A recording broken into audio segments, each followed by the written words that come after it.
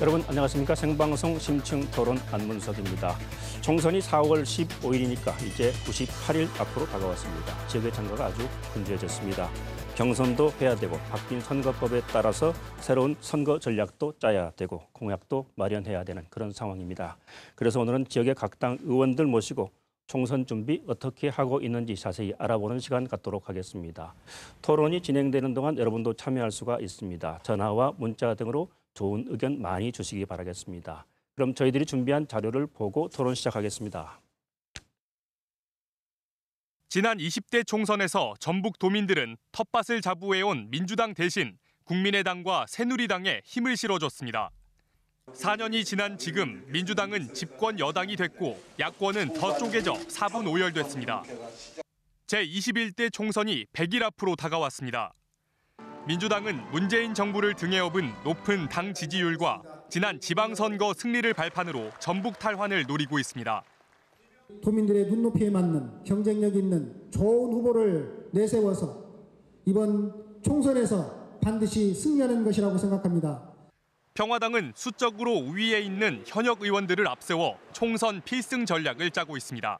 민주당과 1대1 구도를 만들어서 현역 의원 중심으로 미래의 전북 발전의 전략을 가지고 일하는 정치를 할 생각입니다. 준연동형 비례대표제가 도입되면서 원내 진출 가능성이 커진 정의당의 선전 여부도 관심입니다. 어떤 지역이 가장 전략적이냐 했을 때 전북이라고 말씀을 하고 계시고요. 전북에서부터 우리 정의당의 바람을 좀 일으키는. 집단 탈당 사태를 맞은 바른미래당, 평화당에서 갈라져 나온 가칭 대한신당. 총선이 다가오면서 합종연횡 가능성도 열려 있습니다. 두 갈래로 나뉜 보수당과 안철수 전 의원의 움직임이 지지층을 얼마나 끌어모을지도 관심입니다. 지금처럼 4분 오열돼 있어서는 한석도 못 얻겠다 그러면 마지막에 극적으로 타협할 수도 있다. 문재인 정부의 중간 평가이면서 대선 전초전 성격을 띠고 있는 21대 국회의원 선거. 민심의 향배에 관심이 집중되고 있습니다. 네, 먼저 오늘 나오신 패널 여러분들 먼저 소개해드리겠습니다. 안호영 더불어민주당 전북도당위원장 나오셨습니다. 네, 도민 여러분 안녕하십니까. 더불어민주당 전북도당위원장을 맡고 있는 완주진안 무주장수 지역 안호영 국회의원입니다. 새해 복 많이 받으십시오. 그 옆에는 조배숙 민주평화당 원내대표이십니다. 안녕하십니까. 민주평화당 원내대표 조배숙입니다. 전북 익산 을을 지역으로 두고 있습니다. 여러분 새해 복 많이 받으십시오. 김관영 바른미래당 최고위원도 나오셨습니다. 네, 안녕하세요. 네, 바른미래당 전북 군산 출신 김관영 의원입니다. 새해 복 많이 받으십시오. 그 옆에는 유성엽 대한신당 창당준비위원장이십니다. 예. 정읍고창의 유성엽 의원입니다. 만나 뵙게 돼서 반갑습니다. 새해 복 많이 받으시기 바랍니다. 감사합니다.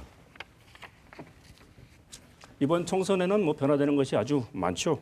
의원 선출하는 방법도 달라졌고 또 선거 연령도 낮아졌고 무엇보다도 준연동형 비례대표제 이거를 도입한다는 것이죠.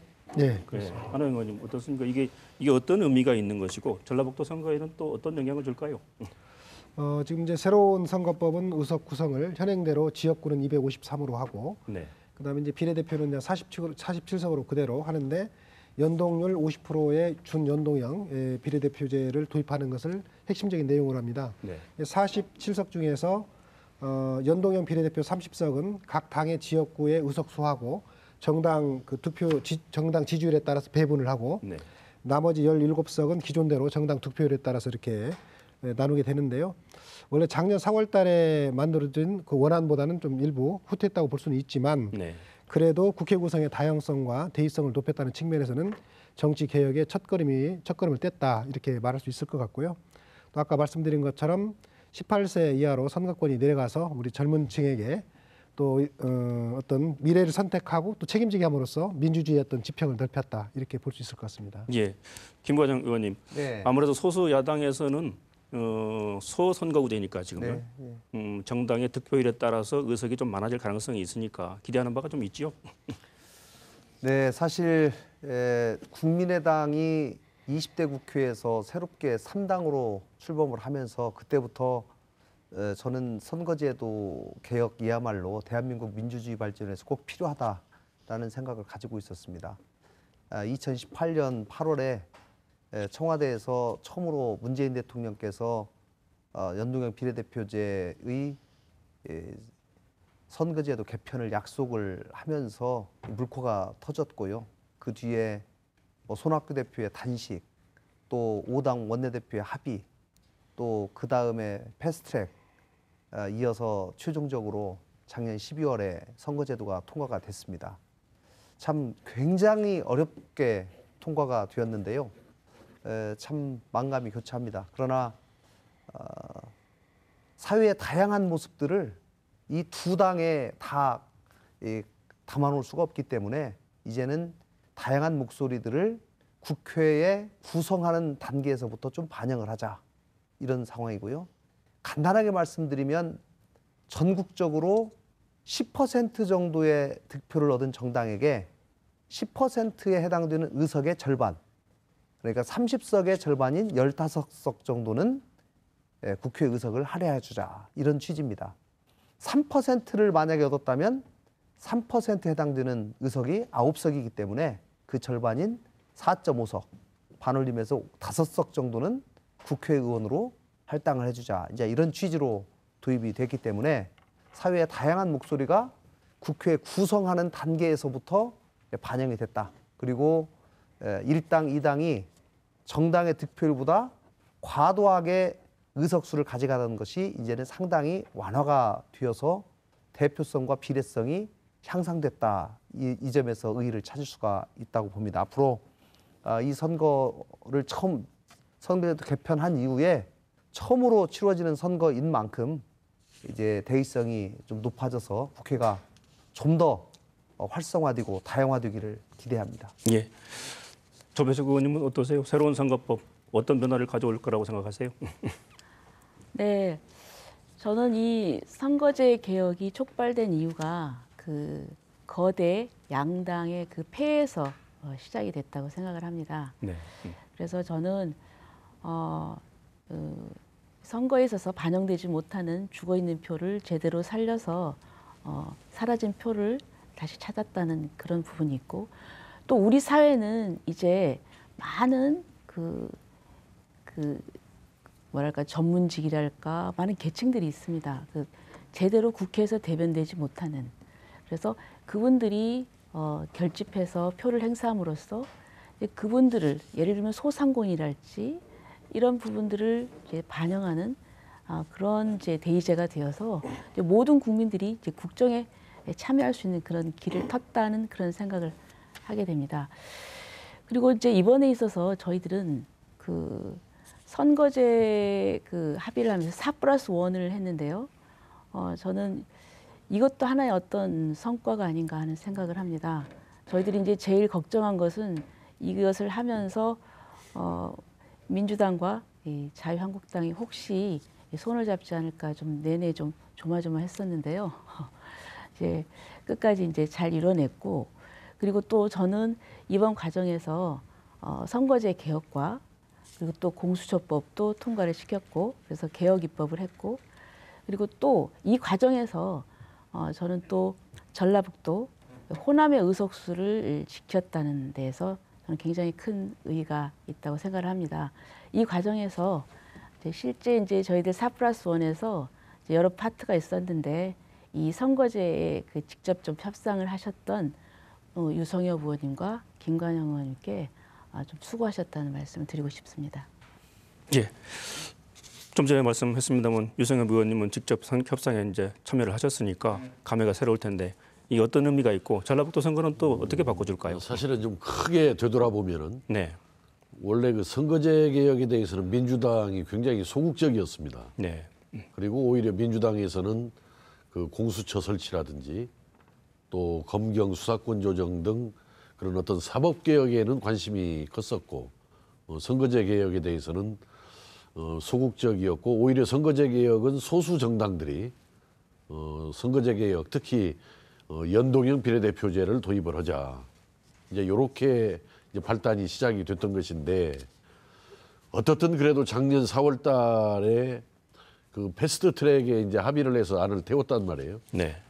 그때 이제 태웠을 때 안이 지역구 225석, 비례대표 75석 이렇게 해서 선거제 개혁안을 마련해서 쉽게 말하면 잠정 합의를 해서 이렇게 태웠는데 그때 이제 지역구를 225석으로 지금 현재 253석인데 225석으로 줄이면은 호남에서 7석이 줄어듭니다. 지역구가. 예. 전북에서 3석, 전남에서 3석, 또 광주에서 1석에서. 그랬을 때 이제 뭐 예를 들어서 광주나 전남은 별개 문제로 치고 우리 전북의 경우로 이제 되돌아왔을 때 지금 전북이 제가 기억이 나는 우리 지역구 의석이 14개부터 내가 기억이 나요. 우리 전라북도의 총 지역구 의석 수가 14개까지, 예. 14개부터 제가 예. 정치에 아마 몸을 담았을 때부터 14개로 갔다가 뭐 11개로 갔다가 지금 20대 들어와서 10개로 줄었는데 10개에서 만약에 전북에서 3석이 준다. 그러면 지역구가 7이 주는 거거든요. 이건 굉장히 큰 의미를 갖는 거거든요. 뭐냐면은 뭐 의미뿐만 아니라 그 효과에 있어서도 이 국회의원 머릿수가 굉장히 중요한 겁니다. 의사결정에서는. 예. 특히 전북의 목을 차지하는데 요새 뭐 우리가 국가 예산을 뭐 얼마를 확보했네, 뭐 성과가 있네, 없네 여러 가지 이야기를 하지만은 국회의원 한 명이 커버하는 것이 거의 몇천억씩은 해당이 되는 겁니다. 그러면 10명이 커버하다가 7명이 어떤 국가 예산을 커버를 하다 보면은 상당 부분의 손실이 불가피하다. 그래서 이번에 저는 솔직히 선거제 개혁은 누더기 개혁입니다. 이거 제대로 된 연동형 비례대표제 도입이 아니었죠. 그 이유는 어디에 있었냐면은 지역구 의석을 더 줄일 수가 없기 때문에 네. 이런 누더기 결과를 가져왔는데 어떻든 뭐 그런 자초지정을 떠나서 결론적으로 네. 전북의 지역구 의석 10개를 그대로 지켰다라는데 우리 전북이 갖는 의미가 있다. 그래서 앞으로 어떻든 뭐 반쪽에 반쪽짜리 연동형 비례대표제가 도입이 된 것은 그 나름으로 의미가 없지는 않지만은 그러나 우리 전북의 지역구 10석을 지킨 것은 그 와중에서도 다행스러운 일이다. 이렇게 생각을 하고 앞으로 계속해서 이 선거개혁을 우리가 계속 추진해 나가야 한다고 봅니다. 이 선거제 개혁은 우리나라 정치개혁, 정치발전의 대전제가 되는 아주 중요한 부분이기 때문에 앞으로도 계속해서 그 비례성, 대표성을 높여갈 수 있는 선거제 개혁에 대해서는 20대 이제 국회가 끝나고 21대를 이제 새로 바뀐 선거법으로 선거를 치릅니다만은 21대에 들어가서도 끊임없이 선거제 개혁은 추진해야 할 과제고 또 한편으로 전북의 이 이익을 지키고 몫을 차지하기 위해서 전북의 지역구도 지키는 것도 중요한 과제가 되겠다 이렇게 생각합니다. 근데 좀 전에 이 의원님 말씀하시기를 이제 10개 지역구를 우리가 지키게 됐다 이렇게 말씀을 하셨는데 우선 선거구 획정이 지금 남아 있지 않습니까? 예. 근데 지금 자유한국당이 주장하는 것은 하한서를 14만으로 하자. 예. 그렇게 되면 이제 김제 부안이 줄어들게 된단 말이에요. 그럼 그건 어떻게 되는 겁니까? 자유한국당의 그 주장은 예. 그저 지금 뭔가 좀 화가 나가지고 특히 예. 유성엽이를 공격을 엄청나게 했거든요. 유성엽이가 자기 지역구 지키려고 목리를 부려가지고 이렇게 선거제를 민주당하고 빠타해서 예. 바꿔 먹었다 뭐 이제 이런 이야기를 하는 건데 그 114만이라는 거 근거가 그냥 자유한국당이 주장한다고 해서 14만이 되는 게 아니고 우리나라 2019년도 1월 말 인구를 253개 지역구로 나누면은 지역구 평균 인구가 나오지 않습니까? 네. 평균 인구의 3분의 2가 하한이 되는 거고 3분의 4를 곱하면은 상한이 되는 것이기 때문에 네. 거기에서 계산을 하다 보면은 뭐 14만이 아니에요. 14만보다도 아래로 내려갑니다. 그게. 예. 뭐 13만 9천이라든지 예. 이렇게 가기 때문에 14만을 주장하는 자유한국당의 주장은 그들만의 주장에 불과할 뿐이고 전혀 그것은 합리적인 논리적인 주장이 아닙니다. 예. 뭐 이어서 안 의원님 지금 4+1에서 합의해 놓은 게 이제 전북 선거구는 지킨다 하는 내용이잖아요. 이제 금방 말씀하신 대로 이제 설명을 하셨는데요. 네. 그런 그러니까 이제 우리 그 공직선거법상 그 획정이 기준이 되는 거는 인구도 있고 네. 또 행정구역도 있고 뭐 이런 교통 여건, 뭐 생활문화 이런 전반적인 사항들을 고려해서 하도록 되어 있는데 네. 인구를 갖고 할 경우에는 아까 말씀하신 것처럼 2019년 관련 법에 따르면 2019년 1월 기준으로 하게 돼 있는데요. 중앙선관위 이런 기준에 의하면 2019년 1월 기준으로 하한이 13만 6,565명 이렇게 돼 있어서 전라북도의 인구가 그에 미달하는 곳이 없습니다. 그런 측면이 있고요. 또 한 가지 설령 또 이런저런 부분이 있다고 하더라도 지금 4+1에서도 아마 그렇게 서로 합의한 것으로 알고 있는데 농촌 지역의 지역 대표성을 보장해야 된다는 게 법의 취지로 되어 있고 그래서 그걸 보장하는 방법으로 예를 들어서 뭐 정 문제가 된다면 대도시에 동을 분할하는 이런 방안에 대해서도 검토하는 것으로 그렇게 의견들이 모아지는 것으로 알고 있습니다. 대도시 동을 분할하지 않더라도 그렇죠. 강남이라든지 노원구 같은 경우 제대로 이렇게 선을 잘 그으면은 동을 분할하지 않고도 얼마든지 지금 상한에 미달한 강남, 노원구 세 개 유지 상한에 미달한 겁니다. 거기를 이렇게 이제 두 개로 낮춰야 하는데 처음에는 동을 분할하기가 어려워서 좀 곤란하지 않냐. 관행적으로 동은 분할을 안 하다 보니까. 근데 제가 지난번에 시뮬레이션을 해보니까 동을 굳이 분할하지 않고도 얼마든지 강남이나 노원을 아주 무리 없이 두 개로 조정이 가는 겁니다. 그러니까. 그 오늘까지 그 선거구 획정위원회에서 각 당의 의견 조율을 했어요. 그래서 각 당이 의견을 선거구 획정위원회에 보낼 수 있도록 했기 때문에 그 과정에서 지난번에 4+1에서 합의한 소위 농산어촌의 대표성을 그래도 더 존중해야 된다. 그런 차원에서 선거구 획정이 이루어지기를 바란다라고 권고를 하는 그런 합의를 했는데 그런 의견도 보냈을 뿐만 아니라 금방 유성엽 의원님께서 말씀하신 그런 내용도 당에서 각 당의 의견으로 회신을 한 것으로 알고 있습니다. 그렇기 때문에 앞으로 선거구 획정위원회에서 최종적으로 선거구는 획정하도록 되어 있지만 그래도 각 정당의 의견들을 충분히 취합해서 반영할 것이기 때문에 저는 전라북도의 선거구는 그대로 지켜질 가능성이 대단히 높다 이렇게 말씀드릴 수 있을 것 같습니다. 그러니까 말씀 들어보니까 뭐 전라북도에서 선거구가 10개 미만으로 줄어들 가능성은 별로 없다. 걱정 많이 안 해도 된다. 이런 말씀드리군요. 아니 이렇게 결론적으로 말하면은 민주당에서 4+1에서 합의한 내용을 지키기만 하면 됩니다. 민주당의 책임으로 이제 돌아가는 것 같습니다. 그 말씀이 좀 아니 이제 민주당하고 다른 야당하고 합의해서 지금 해놓은 건데 사실 지키자고 하는 약속이겠죠. 사실 그 경과를 보면은 이제 아까 말씀드린 대로 처음에 말씀드린 대로 지역구 225 비례 75로 이렇게 잠정 합의를 해서 패스트트랙에 되었단 말이에요. 근데 이제 그렇게 되다 보니까 앞에서 말씀드린 대로 지역구가 너무 줄잖아요. 이게.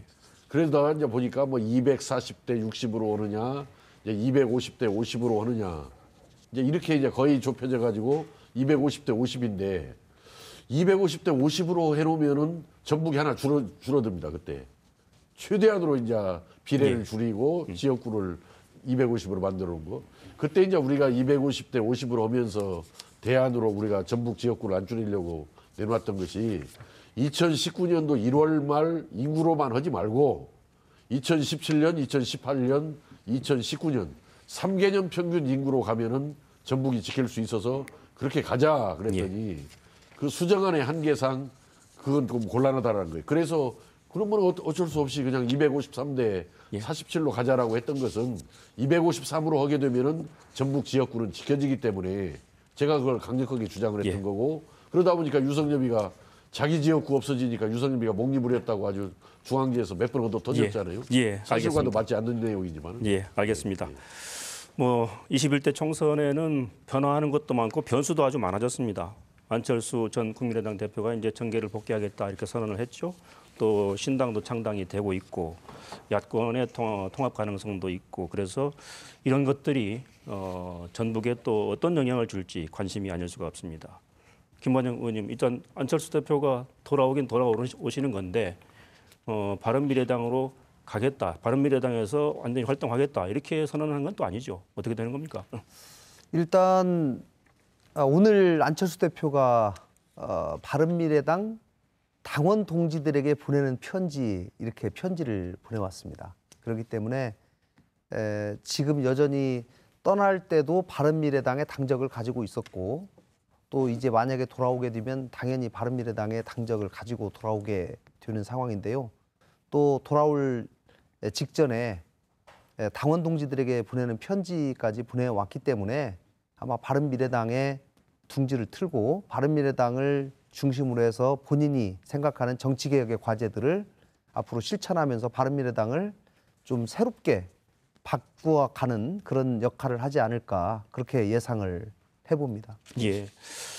이게 이제 안철수 대표가 와서 어느 당에서 활동하느냐 이것도 중요하지만 실제로 그분이 주장하는 뭐 중도적인 입장 거기에 동조할 만한 세력들 지금 바른미래당 당권파 그다음에 민주평화당, 대한신당 이런 중도적인 입장의 세력을 한꺼번에 모을 수 있겠느냐 하는 게 과제일 것 같은데 유승엽 의원은 어떻습니까? 저도 예를 들어서 민주당으로 갈 수 없거나 가기 싫은 사람들 또 자유한국당으로 뭐 갈 수 없거나 가기 싫은 사람들 나머지들은 네. 좀 뭉칠 수 있는 한 뭉치는 것이 바람직스럽다. 현재 아까 시작하기 전에 그 자료 화면에서도 나온 대로 예. 4분 5열이라는 표현이 나오던데 그래서 묶을 수 있는 한은 저는 묶으면 좋겠다라는 생각이고 그런 의미에서 저도 지난번에 제가 우리 당 회의 모두 발언에서 뭐 안철수 대표에게도 문은 열려 있다.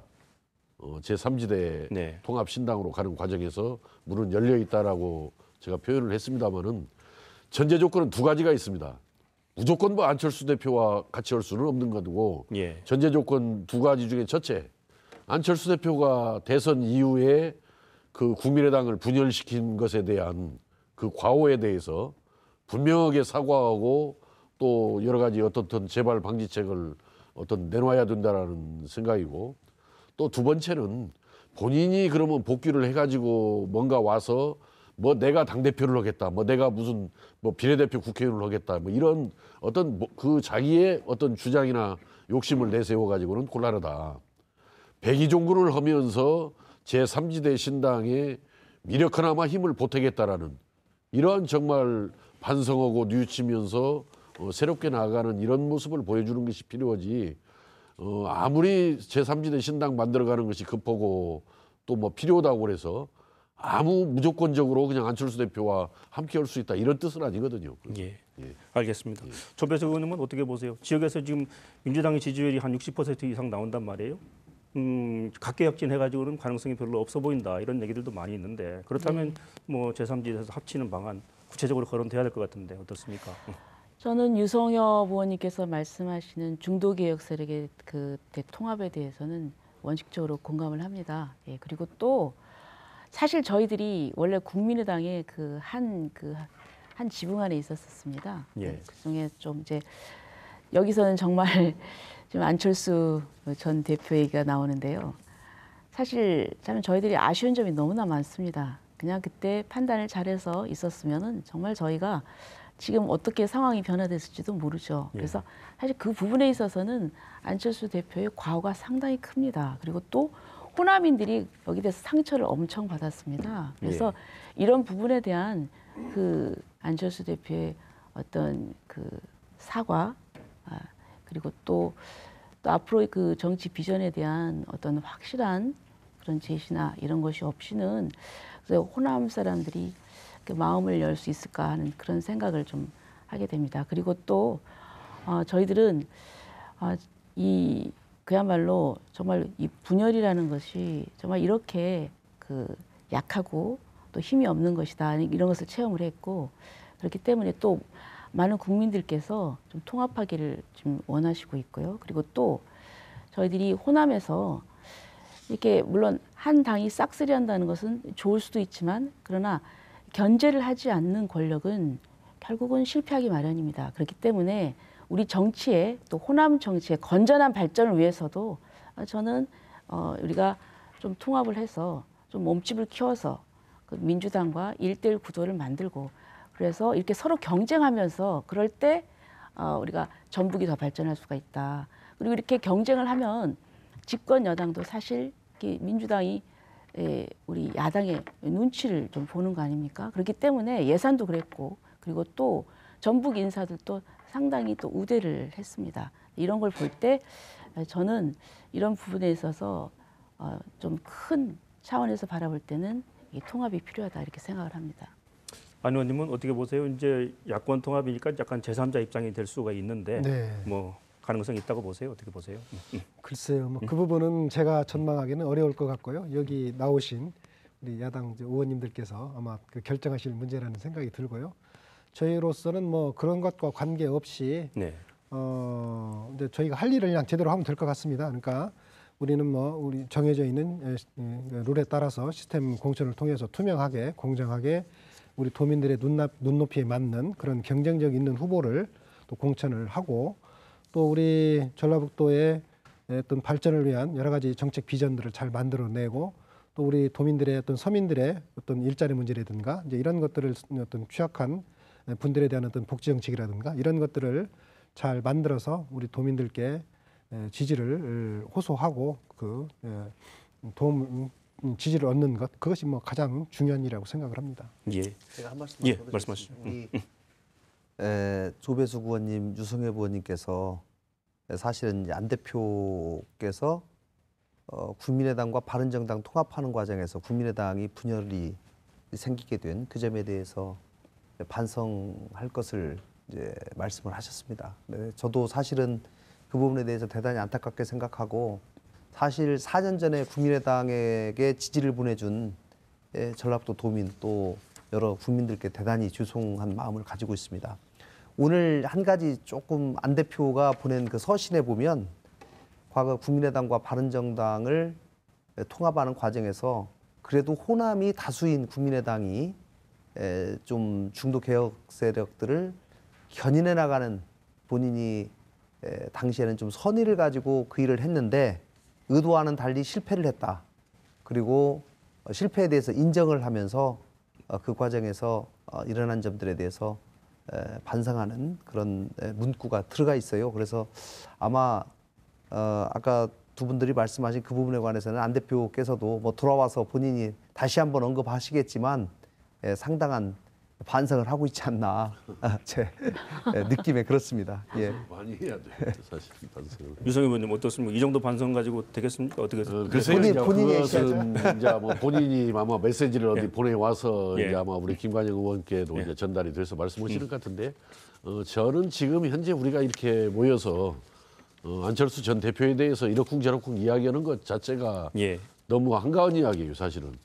본인이 직접 이제 들어와 가지고 내가 어떤 목표를 향해서 어떻게 가겠다라고 밝혔을 때 이제 거기에 대해서 뭐 평가도 할 수 있는 거고 또 필요하다면 뭐 어떤 요구도 할 수 있는 건데 아직 뭐 뭐라고 구체적으로 지금 이야기를 뭐 밝히지 않고 있는 상황에서 여기에서 뭐 이 자리에서 안철수 대표에 대해서 이야기하는 것 자체가 적절치 않다 이렇게 생각합니다. 예.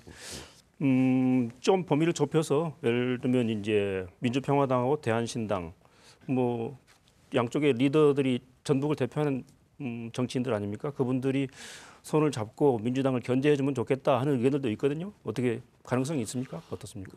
앞에서도 아까 말씀이 나왔지만은 우리 전북 정치가 경쟁 체제가 도입이 돼야 됩니다. 사실은. 예. 예를 들어서 종전에는 민주당이 거의 일당이 돼가지고 결국은 우리 전북 도민은 물론 우리 호남 분들한테 민주당이 실망을 너무 많이 주어서 그 실망의 결과가 20대 총선에서 민주당의 참패, 국민의당의 압승 이 결과로 만들어진 거거든요. 그렇기 때문에 결코 민주당 일당으로 이 전북이 흘러가는 것은 또 언젠가는 또 민주당이 다시 전북 도민들의 실망이나 반발에 직면해 가지고 또 민주당의 실패로 이어질 수 있는 일이기 때문에 그걸 반복하기보다는 경쟁 체제가 도입이 돼서 정책이나 임무를 가지고 서로 경쟁을 해서 많은 표를 얻는 사람들이 좀 더 다수가 되고 예. 뭐 또 조금 얻는 사람들이 소수가 돼서 계속해서 경쟁해 가는 거 이게 좀 필요하지 않는가. 예. 예. 알겠습니다. 좀 다른 얘기인데요. 이제 준연동형 비례대표가 되면서 정당 지지율이 높은 특히 전라북도에서 지지가 높은 정의당 여기서 의석을 좀 늘리지 않겠느냐 이런 전망들이 있는데 또 한편에서는 비례한국당 거기에 대항하는 또 비례민주당까지 나오게 되면 그런 효과는 좀 줄어들 것이다 이런 얘기도 있거든요. 어떻게 보세요, 안 의원님? 이제 그 이번 그 선거법의 이제 취지가 이제 정당이 얻은 득표율과 의석수가 이제 불일치하는 것을 개선하겠다는 이제 그런 방향이고 이제 그런 측면에서 보면은 기존의 이제 정당의 지지율에 비해서 의석수가 적은 정당의 경우에는 아마도 이 선거법에 따르면 아무래도 좀 유리한 이런 측면이 있을 거라고 봅니다. 뭐 실제로도 이제 지난 20대 선거 결과를 지금에 했던 선거법으로 이렇게 그 비교를 시뮬레이션 해보면 그러니까 저희 당하고 한국당은 좀 의석수가 주는 걸로 나오고 예. 정의당은 좀 느는 걸로 이렇게 나오는데요.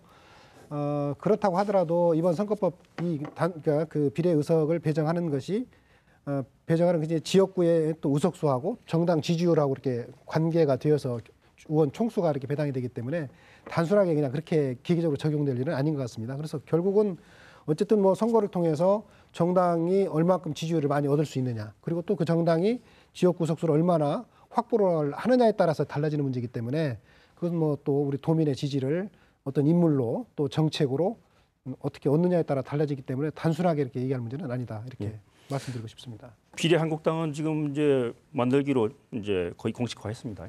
뭐 등록 예. 뭐 했다라고 선관위 오늘 들었죠? 등록했습니다. 했다라고 들었는데. 근데 이제 비례민주당은 어떻게 되는 겁니까? 이 비례민주당 나오는 겁니까? 나오면 한국 정치를 희화화시키는 것 같기도 한데 어떻습니까? 어떻게 보십니까?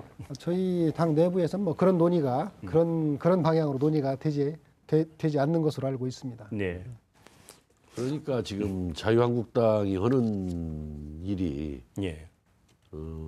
선거제도에 대해서 전혀 응하지도 않고 엇박자만 놓고 네. 가다가 이제 어떻든 패스트트랙에 상정이 되고 또 이번에 이제 4+1로 이제 가까스로 처리가 되니까 거기에다가 또 뭐 비례한국당을 만든다니 참 희한한 발상이죠. 희한한 발상.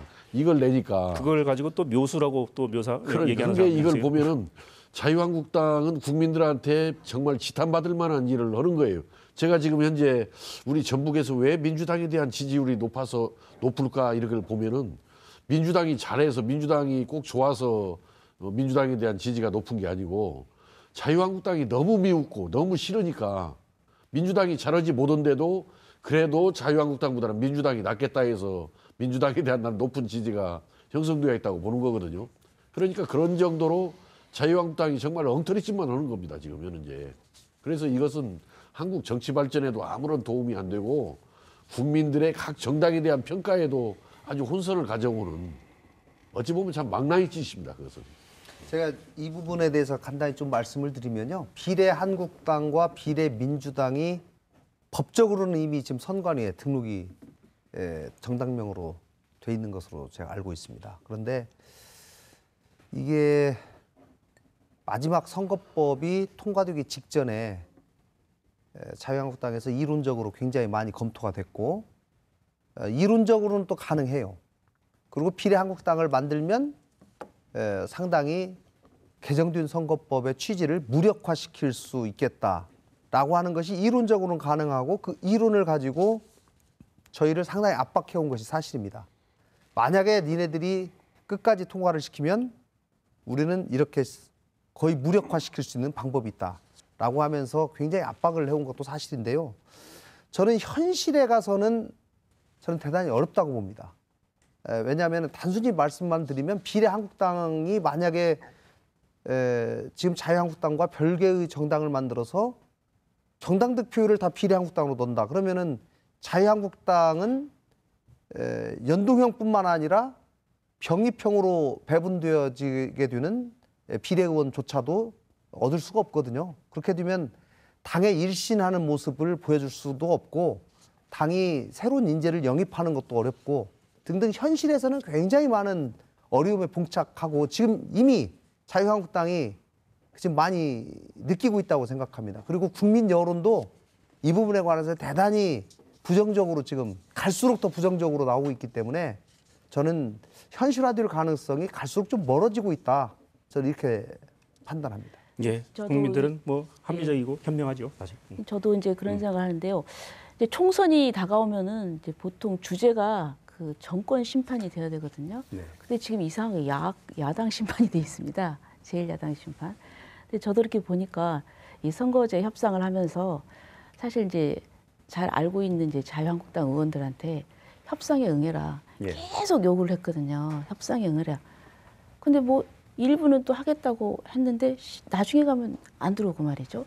근데 저는 결국 그러면서 또 어떻게든지 선거법 통과되는 걸 막겠다고 큰 소리 치고 근데 또 사실 안 되니까 또 그런 묘수를 쓰고 저는 그래서 자유한국당이야말로 정말 이게 민주주의에서 어쩌면 그 실패를 전제로 하고 이 모든 행동을 하는 좀 저는 어떻게 정상적인 정당 활동이 좀 아니다 이런 생각이 듭니다. 물론 뭔가 이념도 있고 뭐 이럴 수는 있겠지만 그러나 현실 정치에서 이번에 선거제 협상한 거를 보면서 저희들이 조금 뭔가 이 선의로 생각하고 그랬는데 좀 하고 있는 그런 모든 게 점점 하는 행동들이 엇박자가 나고 좀 실망스럽고 그래서 상당히 좀 우려스럽습니다.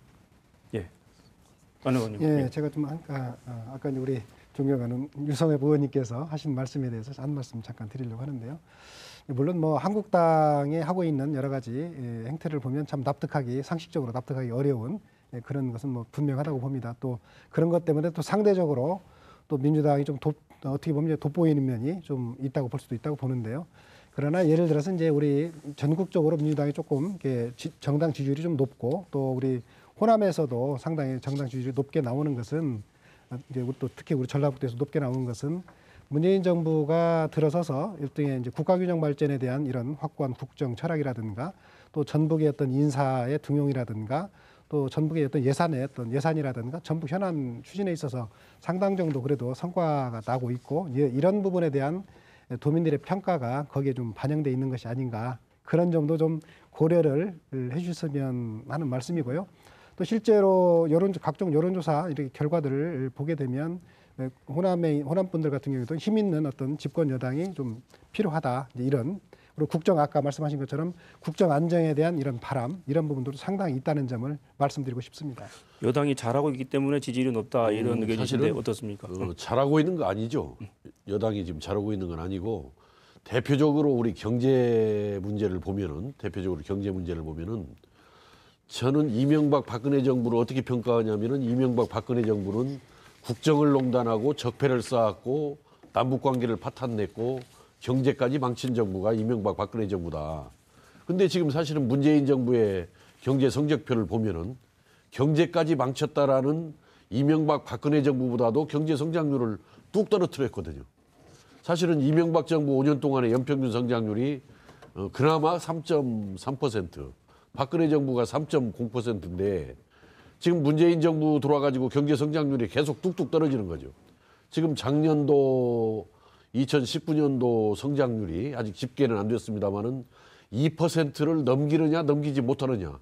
지금 턱걸이 여부가 지금 초미의 관심사인데 사실은 그 정도면은 사실은 경제를 엄청나게 지금 나쁘게 만들어 놓은 거거든요. 문재인 정부의 경제를.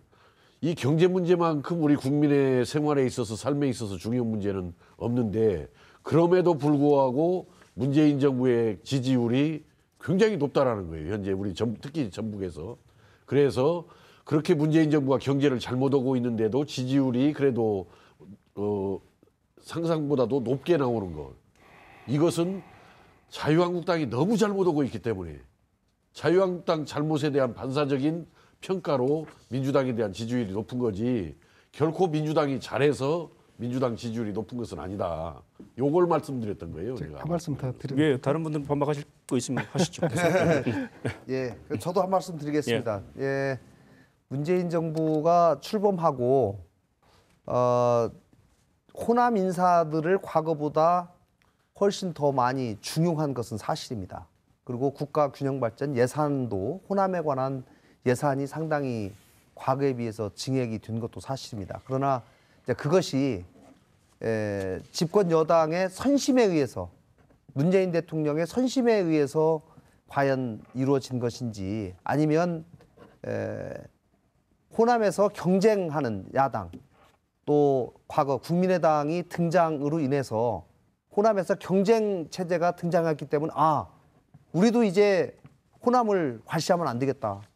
호남은 변화할 수 있는 등을 돌릴 수 있는 상황이 언제든지 발생할 수 있기 때문에 우리가 더 호남에 신경을 쓰고 예산과 인사에서 신경을 써야 되겠다라고 하는 그런 생각들이 저는 반영된 결과라고 봅니다.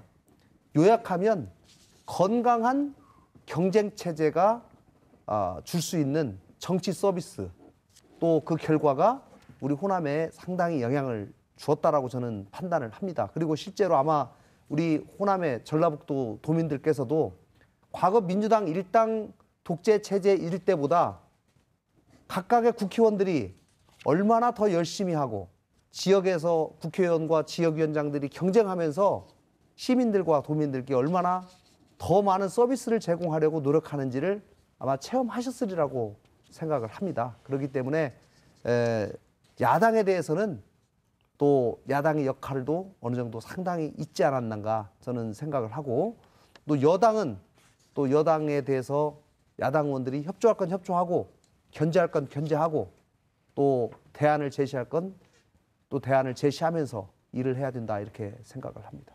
네, 안 의원님 뭐 반박하시겠습니까? 네. 어쨌든 뭐 문재인 정부가 여러 가지 어떤 성과에 대해서는 이제 평가가 있어야 된다고 봅니다만은 그 평가에 대해서는 공정하게 좀 돼야 된다고 보고요. 잘한 거는 잘한 것대로 평가해주고 또 부족한 거는 이제 부족한 것대로 평가를 해야 된다고 봅니다.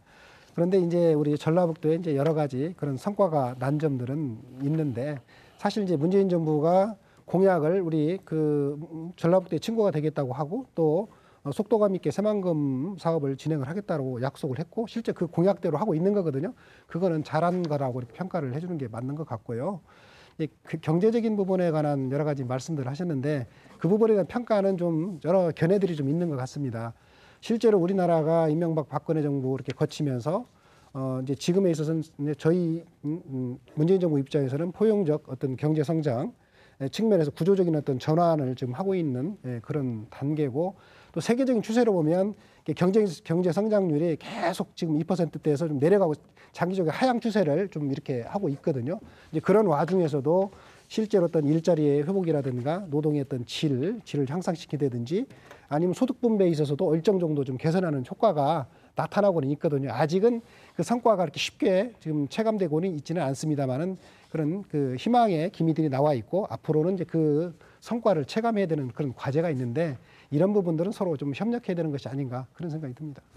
어젠가 문재인 대통령께서 그 신년사 발표를 했고 우리 경제에 대해서 아주 낙관적이고 또 긍정적으로 이렇게 평가하고 특히 고용도 뭐 상당히 좋아진 부분, 뭐 소득도 전 계층에서 만들어놨다 이런 식으로 그 발표를 하니까 그걸 보고 국민들이 뭐라고 그러냐면은 도대체 대통령은 다른 나라에 사시는 것 같다. 우리 국민들은 그렇게 경제가 어려워서 힘들고 하는데 거의 자화자찬에 가까울 정도로 이 경제 문제를 말씀하신 걸 보고 정말 이거 별나라 다른 나라에 사시는 분 아닌가.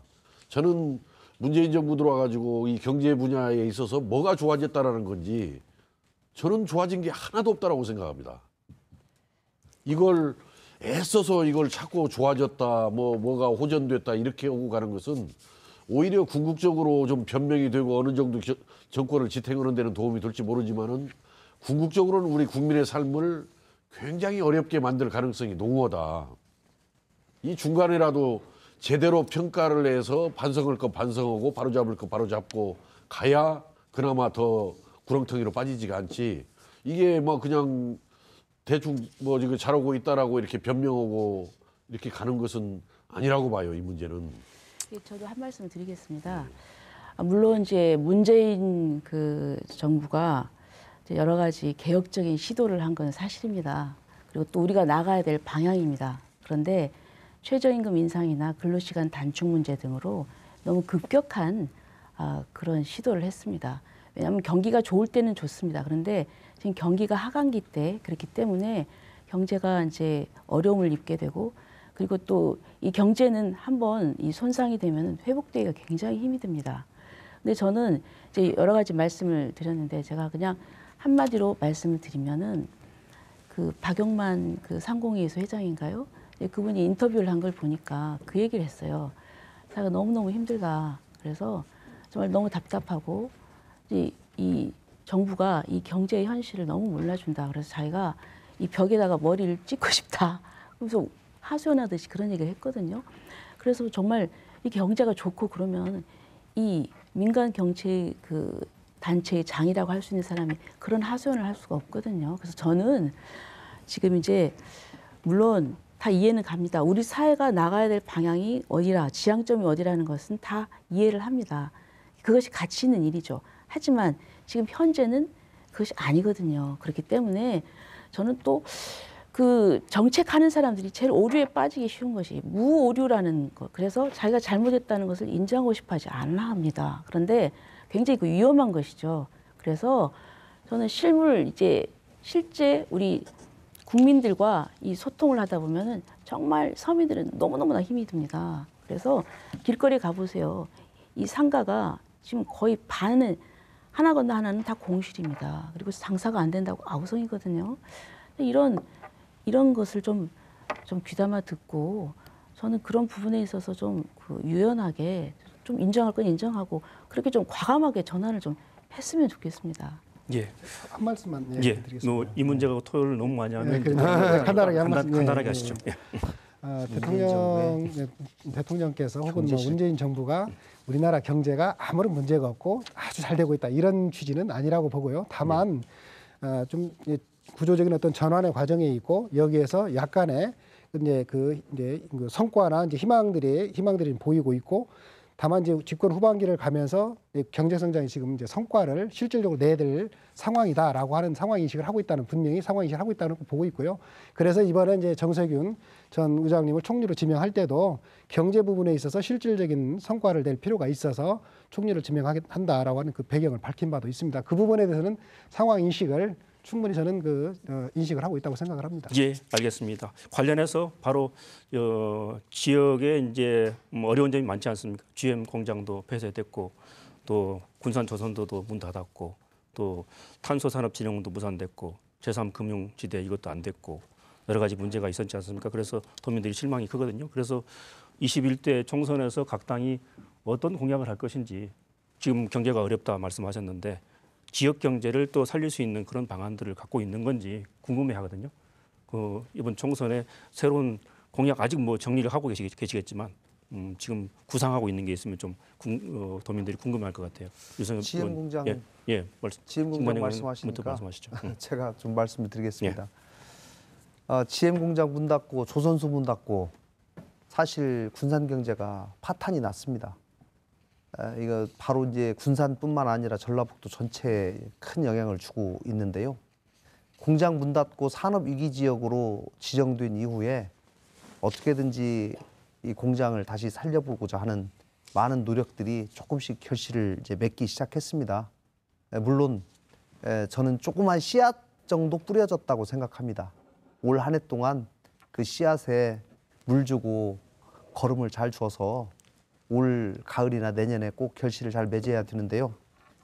지금 다행히 특히 새만금과 군산 지역에 경제 어려움이 있은 이후에 대통령께서 2번을 오셨습니다. 그래서 새만금 재생에너지 단지를 만들겠다 선포를 했고 또 작년에는 또 전기자동차 클러스터를 만들겠다라고 이제 오셨는데 이제 오셨다 간 다음이 문제입니다. 오셔서 대통령께서 굉장히 장밋빛 그런 공약 계획을 말씀을 하셨는데 그 뒤에 사실 푹에 와닿는 것은 아직은 지금 와닿지 않고 있습니다. 물론 후속 작업들은 나름대로 진행이 또 되고 있습니다. 그래서 올해만큼은 그동안 약속했던 그런 여러 가지 프로젝트들이 차근차근 또 내실 있게 우리 전라북도 지역업체와 경제에 도움이 되는 방향으로 그것이 꼭 이루어져야 되겠다. 알겠습니다. 이 생각을 합니다. 예. 유석엽 의원님은 어떤 구상을 좀 가고 계십니까? 글쎄요. 아까 뭐 사회자께서도 말씀하신 대로 우리 전라북도가 원하고 있는 여러 가지 현안 과제들 또 그것이 또 문재인 대통령 공약이기도 한 그런 사항들이 잘 이루어지지 않고 이렇게 막혀가지고 터덕거리고 있는 것도 굉장히 안타까워서 어떻든 뭐 그런 부분들이 꼭 뭐 대통령이 꼭 안 하려고 그러고 잘못해서 그런 것만은 아니고 또 국회에서 법안 처리가 잘 안 된다라든지 특히 자유한국당의 반대 측면에서 이제 이런 부분도 있기 때문에 어떻든 뭐 그런 부분들은 좀 정부 여당이 책임감을 가지고 예를 들어서 제3금융중심지 문제라든지 연기금 전문 대학원 대학 문제라든지 남원의 공공의대 설립 문제라든지 아까 말씀하신 탄소산업법 뭐 탄소진흥원 설립에 관한 문제라든지 이런 부분들이 이제 주로 되게 보면은 자유한국당 측에 이렇게 태클에 걸려가지고 지금 이러고 있는 상황인데 또 자유한국당 탓만 하지 말고 우리 지금 정부 여당에서 민주당에서 좀 더 적극성을 띠면은 얼마든지 또 국회 내에서 풀어낼 수 있다라고 봐지고 저는 그 문제보다도 저는 그 새만금 지역에 저는 문재인 대통령께서 방문하셔가지고 신재생에너지 단지로 만들겠다 하면서 태양광을 100만 평 깔겠다라는 1000만 평입니까? 예. 이걸 깔겠다는 걸 나오고 나서 저는 참으로 많은 걱정과 우려를 금할 수가 없었습니다. 그렇게 애써서 조성호는 새만금에다가 고작 태양광 1000만 평을 깔겠다. 이건 저는 그 정말 이건 깊은 고민 속에서 나온 방책이 아니라고 생각이 들고 그런 것보다는 저는 이 전라북도가 현재 GRDP 지역 총생산 문제라든지 또 우리가 부담하는 내국세 비중 문제 같은 걸 따져보면은 거의 전국의 최하위권이거든요. 그래서 이 전북의 상황을 탈피하기 위해서는 정말 특단의 조치가 필요하다. 알겠습니다. 그래서 제가 지난번 어디에서도 말씀을 드렸지만은 새만금을 정말 어떻든 경제 특구로 이걸 삼아가지고 제대로 이 새만금이 역할을 할 수 있도록 하는 것이 중요하겠다. 속도를 내는 문제도 중요하지만은 그 내용과 위상 성격을 제대로 바꿔내는 것이 필요하겠다 이렇게 생각합니다. 알겠습니다. 민주평화당은 어떤 대안들을 지금 갖고 계십니까? 네, 저는 이제 두 가지로 말씀을 드리겠습니다. 첫째 이제 전북이 그동안 그 어떤 지역적인 그 소외되어 온 것은 사실입니다. 그래서 어떤 국가 사업이나 이런 부분에 있어서 재정 그 지원에 있어서 다른 지역하고 다르게 좀 국비 그 지원이 좀 비율이 약한 경우가 참 많았다. 예를 들면은 우리 익산의 국가식품 클러스터 같은 경우는 국비 50%, 지방비 50%였었습니다. 그런데 다른 지역을 보니까 국비 100%인 경우도 있고요. 국비가 뭐 8, 90%인 경우도 있고. 근데 이게 국가 사업인데, 근데 그거를 이제 저희가 이제 작년에 시정을 했거든요. 알겠습니다. 네. 그런 어떤 차별받는 것을 좀 해소를 해야 될 것이고, 그리고 이제 두 번째는 이제 우리가 기업을 유치를 하다 보니까 요즘 기업들은 거의 다 자동화, 스마트화가 돼 있습니다. 그래서 사실 생각보다 고용 효과가 그렇게 크지가 않은 것을 발견을 했어요. 그래서 그렇다고 하면은 나가야 될 게 문화 관광이다. 알겠습니다. 그래서 지난번에 우리가 그 전주는 하원옥마을 있지 않습니까? 군산은 근대유산, 그리고 익산은 지금 유네스코의 미륵사지 왕궁, 그리고 또 새롭게 이제 추진하고 있는 보성마을이 있습니다. 그래서 시간이 없어서요. 이 패키지로 이렇게 관광 쪽으로 해서 좀 하고자 한다는 말씀드리겠습니다. 지금 민주당은 어떤 생각을 갖고 계십니까? 그러니까 이제 몇 가지가 있겠습니다만은 저희들이 봤을 때 우리 전북 지역에서 이렇게 역점을 둬야 될 부분은 앞으로도 이제 서민과 소상공인 그리고 취약계층을 위한 민생 돌보기 이런 측면에서 노력을 해야 되고요. 그다음에 자동차 등 이런 주력 산업을 또 경쟁력을 키워야 되고요. 그다음에 새로운 성장 동력 창출을 통해서 어떤 경제 체질을 전환을 해야 되는데 예를 들어서 이제 일자리 같은 경우는 이제 아까 잠깐 언급이 있었습니다만 군사령 일자리하고 기업 유치를 통해서 일자리를 만들어야 되고요. 그다음에 뭐 자영업자라든가 소상공인들을 위한 뭐 세제 금융 지원들이 있어야 되고 아까 말씀드렸던 또 그 여러 가지 그 뭐 재산 금융 중심지 문제 또 탄소 소재법 문제 공공의료 대학원 문제 이런 현안들 체결할 그런 부분이 해결될 수 있도록 적극적으로 노력을 해야 된다고 봅니다. 알겠습니다. 시간을 뭐 많이 드리면 좋겠지만 좀 중요한 얘기들 많이 하다 보니까 시간이 다 가버렸습니다. 다음 기회가 있으면 또 모시겠습니다. 오늘 토론을 하다 보니까 총선이 훨씬 더 가까워진 느낌이 듭니다. 선거는 전투나 전쟁에 비유되는 경우가 많지요. 그런데 북한에서는 선거가 하나의 축제로 인식이 되고 있습니다. 물론 우리하고는 선거 제도나 문화가 완전히 다릅니다만은 우리를 대표하는 훌륭한 인물을 뽑아내는 경축 행사로 이렇게 생각을 하고 있습니다. 4.15 총선 각 당이 잘 준비해서 유권자들이 후보 모두를 뽑아내고 싶은 그야말로 축제의 당이 됐으면 좋겠습니다. 오늘 토론 여기서 마치겠습니다. 늦게까지 시청해 주신 여러분 감사합니다.